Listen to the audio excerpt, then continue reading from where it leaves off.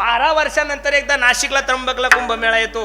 तुम्ही अंतरवालीकर मंडळी भाग्यवान आहे. तुमच्या तिथं संन्यासी लोकांचा जरी कुंभमेळा नसेल तर मी नारदाच्या गादीवरून सांगतो महाराष्ट्रातला सगळ्यात मोठा मराठ्याचा कुंभमेळा आपल्या गावात जमा होणार आहे.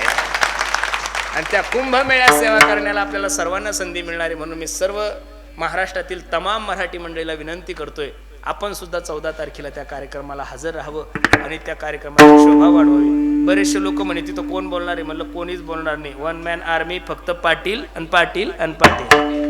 काय नाही महाराज, जरांगे पाटील बोलले तरी पुरुषोत्तम पाटील बोलले, आणि पुरुषोत्तम पाटील बोलले की शिवलीला पाटील बोलले. सगळे पाटील बोलणार आहे आणि सध्या हवा पाटलाचीच आहे. मग तमाशात का असे ना, पण गौतमी पाटीलच आहे बरं वस्तुस्थिती. नाही कोणतं काही क्षेत्र क्रांतीचे पाटील लोकांनी आतापर्यंत क्रांती. पाटलाचा कावा न कळे ब्रह्मदेव, ब्रह्मदेवाचं डोकं जिथं बंद होतं हे येड्या बागड्याने काही त्याचं डोकं लावायचं नाही. आणि सरकारला सुद्धा माझी विनंती, आम्ही तुमचे विरोधक नाही आहोत. आम्ही महाराष्ट्रातल्या कोणत्याच सरकारचे विरोधक नाही आहोत. त्या सरकारमध्ये सुद्धा आपलेच लोक आहेत.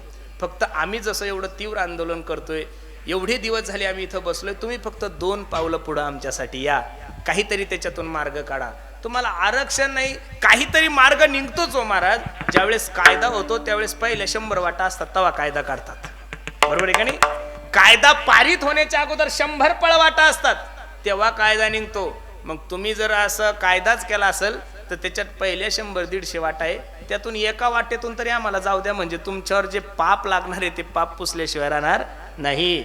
जर आता तुम्ही या टायमाला जर आम्हाला काही दिलं नाही